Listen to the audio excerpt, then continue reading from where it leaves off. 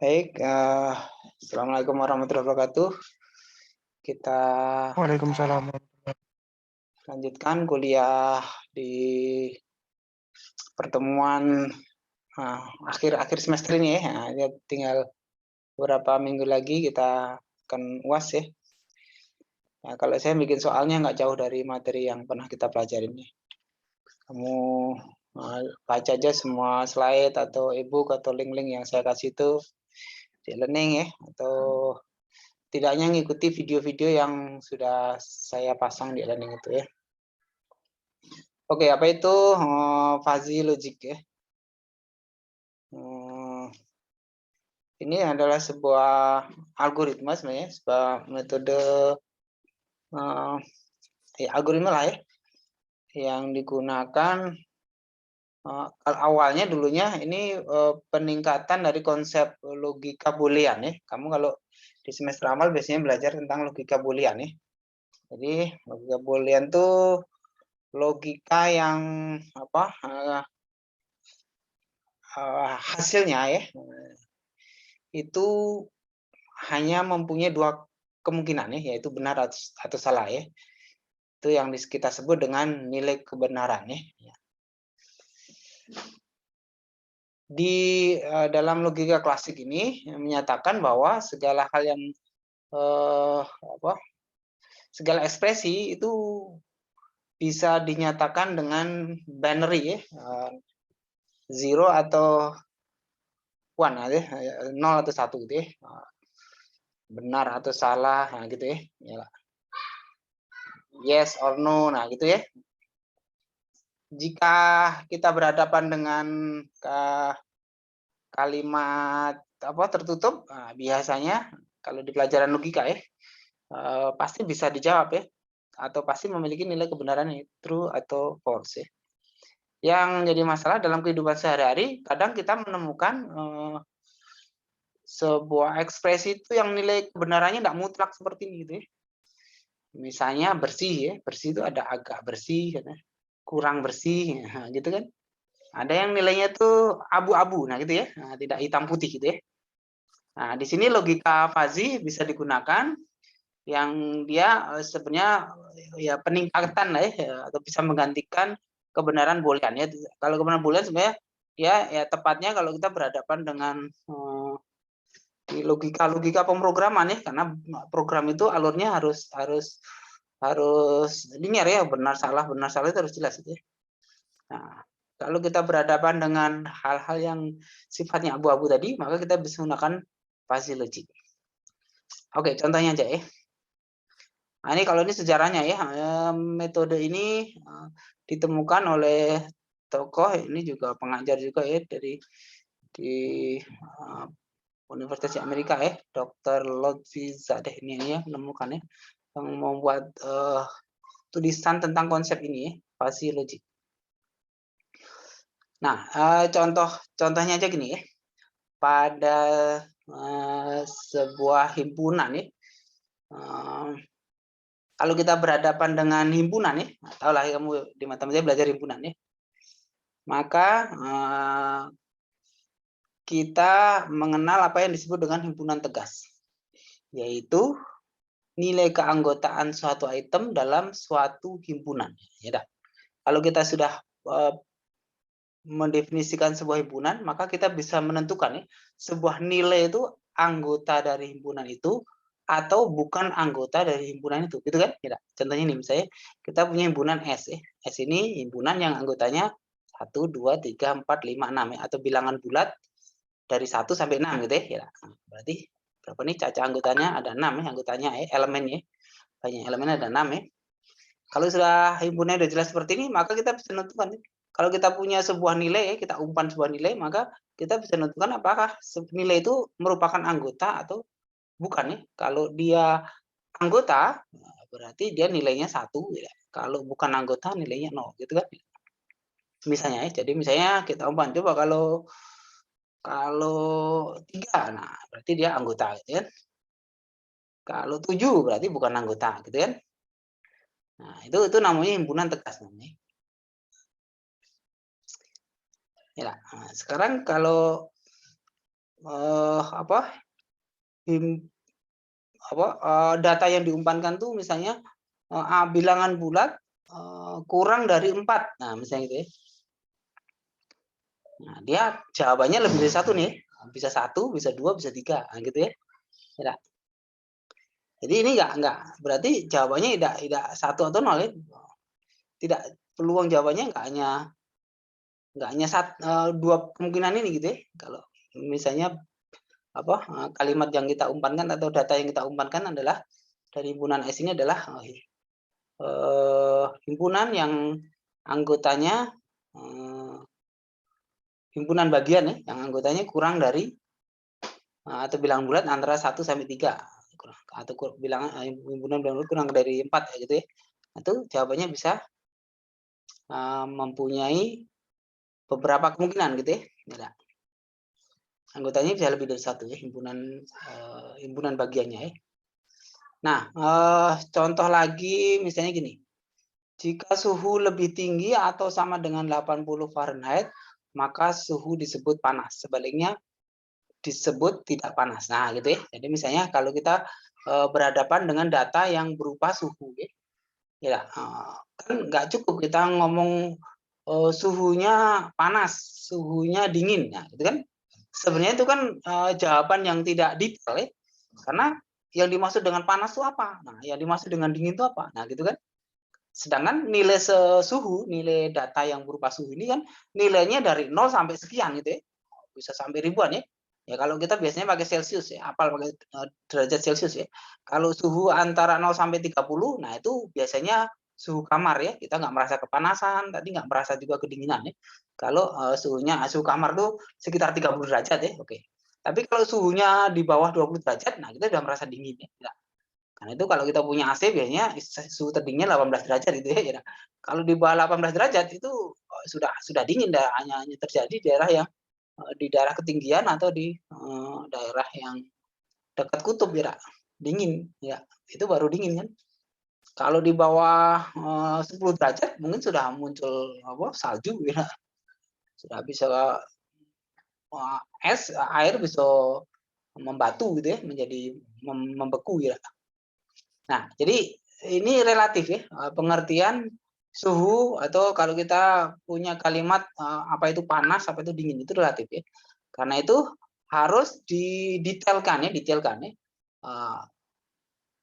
ya misalnya dengan riset misalnya gitu ya, kita riset ternyata sebenarnya orang tuh merasakan panas kalau suhunya di atas 37 derajat. Nah, kalau suhu badan ya, kalau suhu badan di atas 36 derajat bahkan ya, itu dinyatakan suhunya panas ya, orang udah ngerasa demam gitu ya. Kalau yang dimaksud panas itu sampai mendidihkan air ya juga butuh paling nggak 100 derajat ya. Atau di sini kalau satuannya Fahrenheit misalnya di atas 80 derajat baru bisa dikatakan panas ya.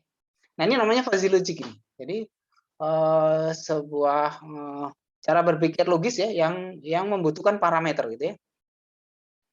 Nah, kalau kita punya contoh kasus seperti ini berarti kita bisa mendefinisikan sebuah algoritma nih. Jadi yang disebut dengan panas itu adalah jika suhunya lebih atau sama dengan 80 derajat. Maka disebut panas. Nah, selebihnya apa? Kalau kurang gimana? Kalau kurang berarti tidak panas gitu kan. Nah, ini contohnya ya fuzzy logic ya. Fungsi keanggotaan dari himpunan tegas gagal membedakan antara anggota pada himpunan yang sama. Ya, jadi dengan apa, membuat parameter yang lebih detail ini, maka kita bisa mempunyai alternatif keputusan yang lebih banyak gitu ya. Jadi misalnya kita bisa juga nambahin misalnya suhu sedang ya, sedang itu berarti dingin tidak ya, panas juga tidak ya. Kita definisikan kalau suhu sedang misalnya suhunya antara kurang dari 40 derajat Fahrenheit tidak, atau misalnya 30 sampai 40 derajat Fahrenheit. Nah, misalnya gitu ya. Itu suhu sedang misalnya itu. Nah, itu bisa ya kita nambahkan. Jadi tidak kaku seperti logika Boolean tadi ya. Boolean itu nama orang juga ya yang menggunakan logika itu ya, matematika logika ya. Oke, jadi ini contoh pertama himpunan fuzzy logic. Contoh berikutnya variabel umur. Nah, ya kalau kita ditanya umur kamu berapa ya? Apakah muda atau paruh baya ya, tengah-tengah atau tua ya. Itu nggak bisa dijawab simpel gitu ya. Saya umurnya tua, saya tidak tua, nggak cukup kayak gitu kan, tidak. Nah, kalaupun kamu bisa menjawab, "Saya muda, Pak," ya. Nah, muda itu seperti apa? Gitu kan. Nah, itu perlu dibuat detailnya ya. Namun sudah ada definisi yang jelas seperti ini, kalau umur kurang dari 35 berarti muda, antara 35 sampai 55 berarti tengah baya ya, umur paruh gitu ya. Kalau di atas 55 berarti tua, nah misalnya gitu ya. Berarti kita bisa menggunakan ini untuk mengambil keputusan gitu ya. Nah, kalau nanti ada di umpan data yang lain, kita bisa menentukan dia berada di kelompok yang mana, di klaster yang mana gitu ya. Jadi contohnya seperti ini. Ini data ini bisa kita buat dalam bentuk diagram seperti ini bisa. Jadi antara 0 sampai 35 berarti dia muda ya. Antara 35 sampai 55 berarti paruh baya. Nah, terusnya.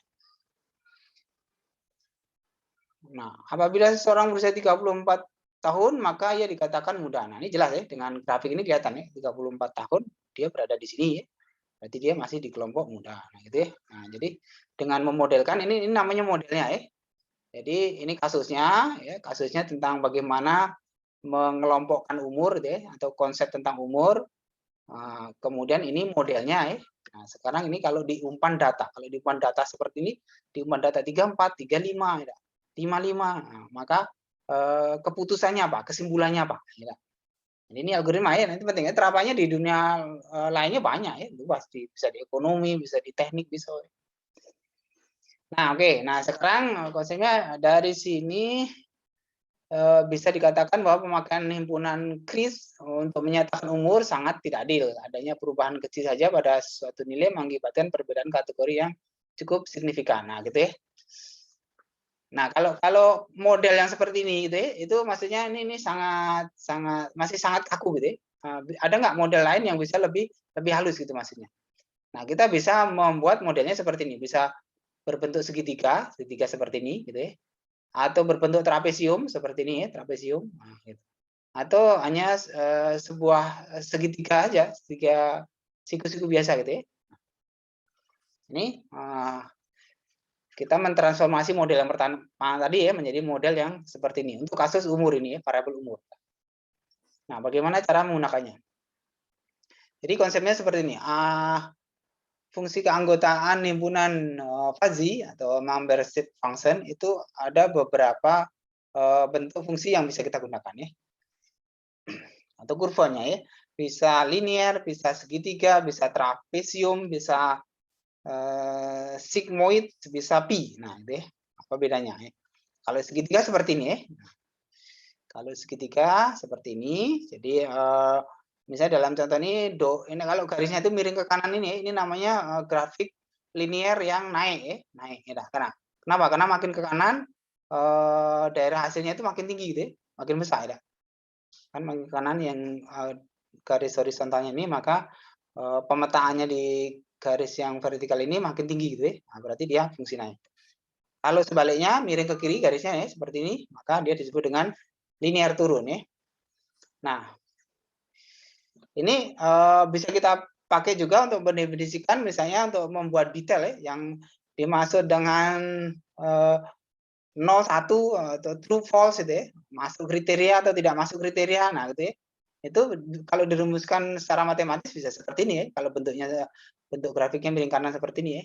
Jadi ini adalah domainnya, itu artinya domainnya dia akan 0 jika X-nya itu nilainya kurang dari A. Jadi kalau X-nya itu nilainya nih dari A ini ke kiri, ke sini sampai 12, ya, maka dia nilainya 0.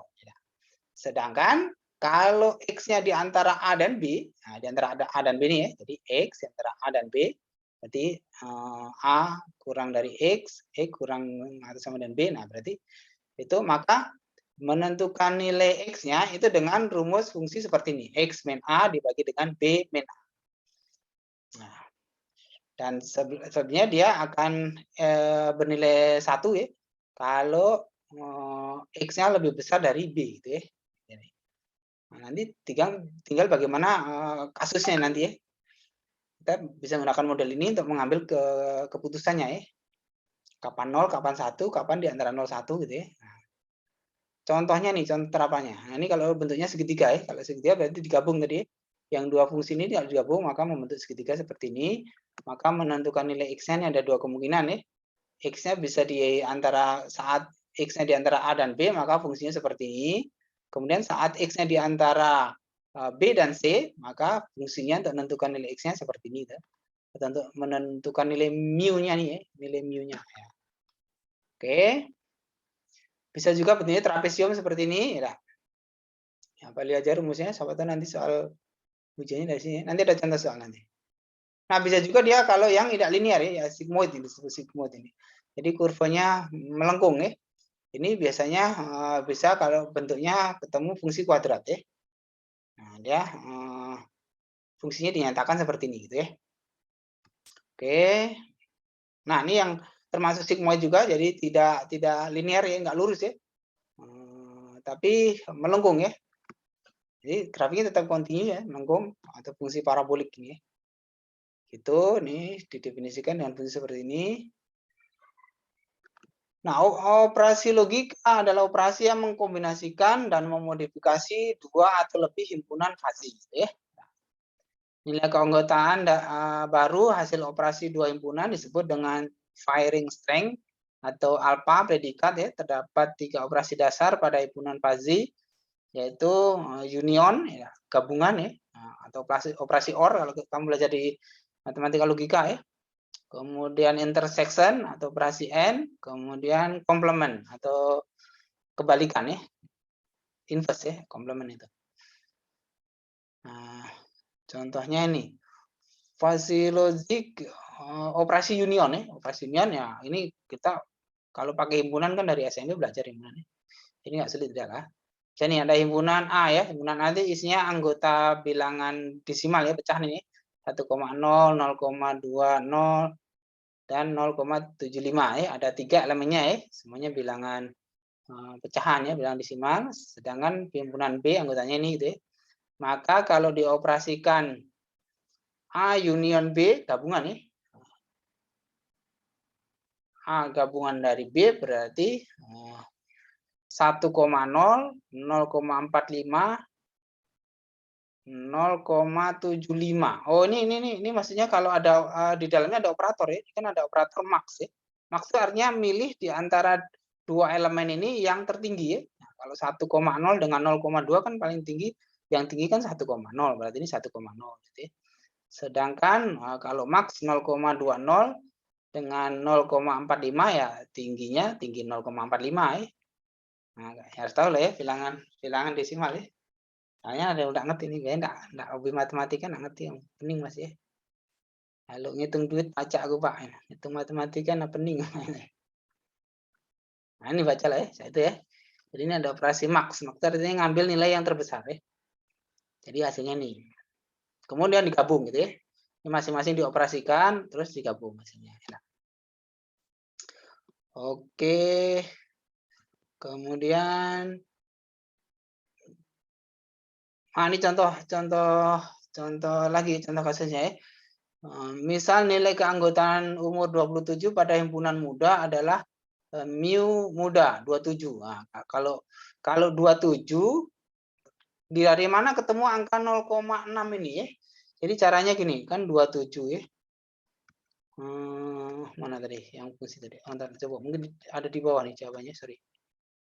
Ini jawabannya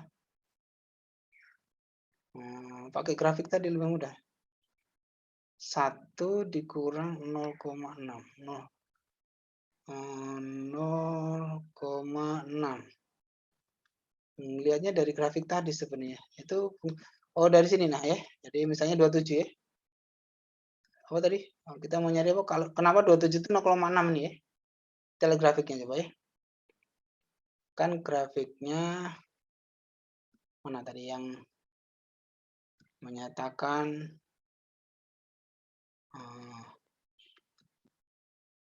tadi ya muda ya. Muda itu kan kalau kurang dari 35 ya. Jadi grafiknya seperti ini. Kalau 27 kan di sini ya. Mana tadi yang coba yang ini aja yang garis saja ya.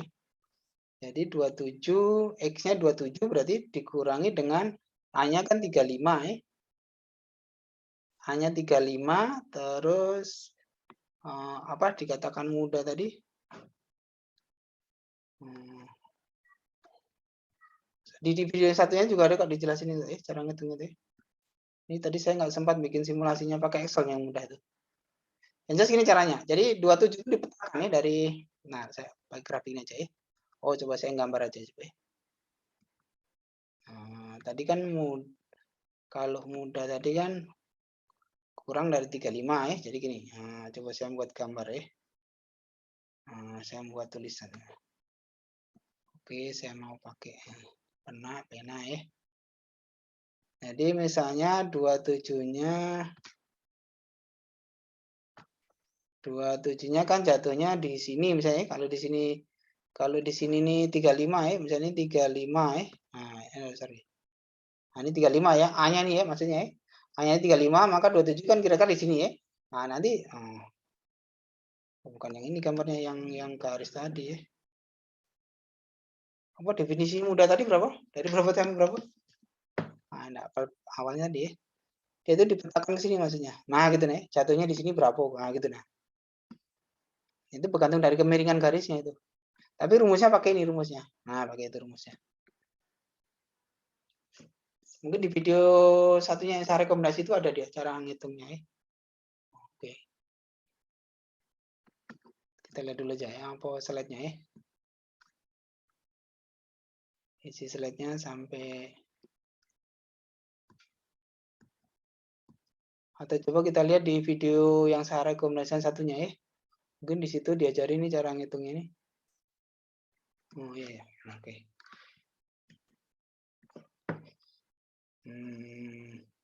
Ntar saya hapus dulu ya garisnya ya. Ini saya hapus, delete mana, eraser. Oh, clear all drawing. Oke. Oh, di video yang saya rekomendasikan ini ya, rasanya ada nih. Tadi sudah saya siapin. Nah, kamu kalau nonton sini, ini agak panjang juga video, setengah jam ya.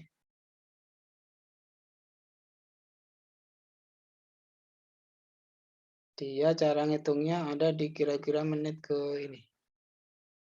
70 ini ya. Ya bisa lah kamu nonton sendiri ya. Oh ya, ini penting juga. Jadi fungsi logik itu fungsi konsep simpelnya kalau digambarkan seperti ini. Kalau dulu ada namanya logika boolean ya, yang hanya mengenal yes atau no, true atau false, ya, 0 atau 1. Nah, di dalam fungsi logik itu kita dihadapkan pada bagaimana kalau pilihannya itu jawabannya nggak cuma 2 itu gitu ya. Peluangnya nggak cuma 2, tapi bisa 3, bisa 4 gitu ya. Nah, misalnya kalau yes tuh berapa kriterianya gitu ya. Kalau no berapa kriterianya gitu. Bisa dari hasil penghitungan probabilitas misalnya, atau kalau tidak yes tidak no mungkin bisa aja abu-abu gitu ya, wam ya. Oh ini kalau saya menyetel YouTube kayaknya berat ini. Atau ada pertanyaan coba? Nah, karena saya biasanya takut waktunya habis ini. Ada pertanyaan? Kita sudah berapa menit ini? Ada 18 yang gabung ya lah. Ya, kamu yang rajin sama tidak tuh beda. Pak, boleh Pak pausan Pak? Oh iya silakan. Ini logika fuzzy ini implementasinya di Excel atau coding ya Pak? Kalau ya untuk apa ngitungnya ya bisa kamu Pak. Kalau hanya kamu misalnya untuk latihan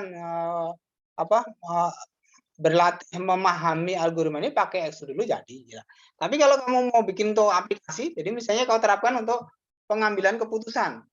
Apakah seorang mahasiswa itu layak dikatakan berprestasi atau tidak? Nah, gitu kan?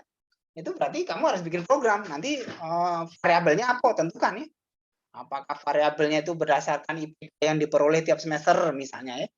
Nah, mungkin itu variabel 1, variabel 2-nya apa? Misalnya variabel 2-nya berdasarkan apa? Ya apalah prestasi mahasiswa itu ya. Berapa penghargaan yang dia dapatkan selama kuliah. Nah, misalnya gitu kan. Nah, itu bagusnya pakai program atau kalau di di kantor biasanya gini, untuk menentukan apakah seorang pegawai itu berprestasi atau tidak. Nah, gitu ya. Itu bisa menggunakan fasi logik ini. Karena nanti biasanya variabelnya udah banyak ya. Untuk menentukan apakah seseorang itu berprestasi atau tidak, itu biasanya data yang digunakan tuh variabelnya udah banyak, sehingga perlu ya pakai program ya untuk membuat atau mengimplementasikan algoritma ini. Gitu. Ada lagi pertanyaan? Atau ada temannya lagi yang mau? Ya, oke, silakan. Ya, silakan yang mau nanya atau mau nanggapi juga boleh.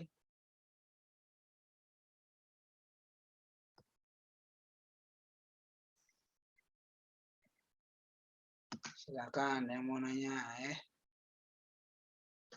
Ini di video ini kamu tonton aja ya. Ini linknya sudah saya pasang di landing itu. Ini penting juga nih kalau ini saya setel ternyata. Nah, Mau nanya lagi, Pak? ya silakan. Itu rentan. Nih, saya mau dulu ya video ini. Kan implementasinya kan, Fauzan, Pak. Implementasinya kan di Excel, Pak. Berarti menurut rumusnya kan menurut PPT ini ya, Pak? Iya, iya. Ini Karena kalau kan yang karena kan yang di video ini dia pakai coding, Pak, implementasi. ya itu loh masih saya. Jadi kalau hanya untuk pembelajaran, enggak masalah sebenarnya. Kamu tuh pakai Excel, pakai Python, pakai Java, laju lah, tidak masalah. Kan itu hanya tools kan? Tidak, kita tuh belajar pemrograman ya. Pakai yang itu hanya tools ya. Nah, tidak. Kalau kamu misalnya datanya hanya kecil, kamu simulasikan pakai Excel aja, kamu sudah ngerti, ya sudah pakai Excel. Tapi kalau kamu mau bikin, tidak ini nanti aplikasinya mau saya terapkan jadi web, sehingga saya punya aplikasi yang bisa diakses orang gitu ya. Oh, jadi bisa kamu berpikir ke depan itu ya. Nanti saya kembangkan jadi startup kalau perlu ya. Jadi orang kalau mau menghitung misalnya memprediksi prestasi pegawai bisa mengakses web saya ya, cukup diumpan datanya nanti keluar gitu ya. Reportnya apa gitu. Nah, itu kamu berarti harus pakai coding kan? Ya codingnya silakan. Kamu mau pakai PHP laju kalau nak bikin web. Kalau mau pakai mobile ya kamu belajar Java, jadilah laju ya. Pakai coding ya. Atau ya pakai Python kalau mau yang yang biasanya cocok untuk data analitik ya. Mungkin di Python juga ada fungsi-fungsinya, tapi saya belum pernah buka nih. Saya belum nonton video ini sampai ke codingnya juga nih. Tapi saya lihat dari depan itu video ini bagus itu ya Mas ya. Cocok untuk materi kita ini, jadi silahkan diamati juga untuk pengayaan materi tentang fasi logik gitu ya. Gitu ya. Jadi tidak masalah kamu mau pakai tools apa gitu ya untuk mengimplementasikan algoritma ini. Bergantung keperluan kamu ya. Gitu. Ada Baik, Pak. pertanyaan? Terima kasih, Pak. Oke. Ada lagi pertanyaan banyak? Boleh? Dapatkan keluaran dari Nah, ini lebih detail ya. Input derajat. Silakan lah dia ini. Ini kalau saya setel ini komputer saya yang berat ya. Muter-muter terus ini. Atau jaringan saya yang nggak bagus. Nah, sudahlah ya. Ada lagi pertanyaan? Kalau enggak tugasnya apalagi tugasnya ya. Mungkin belum saya isi tuh. Ya nanti kita isi. Kalau di video ini ada latihan di belakang ya, di akhir video kalau ada latihan nanti kita pakai itu boleh. Nanti tinggal saya tulis di sini ya untuk latihan ya. Ya tugas itu hanya untuk latihan kamu aja. Tapi biasanya kalau linear itu kamu yang rajin itulah yang dapat nilai bagus nanti. Yang malas ngupload tugas, apalagi kuliah Zoom aja nggak sanggup, nggak ngikut ya susah. Nggak usah minta nilai bagus aja. Oke. Kalau nggak ada pertanyaan lagi, mungkin kuliahnya cukup. Nanti tugasnya saya cari dulu kalimat pertanyaannya apa gitu ya. Oke, sampai ketemu di kuliah minggu depan. Mungkin tinggal satu kuliah lagi ya. Kalau minggu depan mungkin kita santai aja ya. Anggaplah minggu tenang ya, karena minggu berikutnya tinggal kita UAS ya. Baik, terima kasih atas partisipasinya.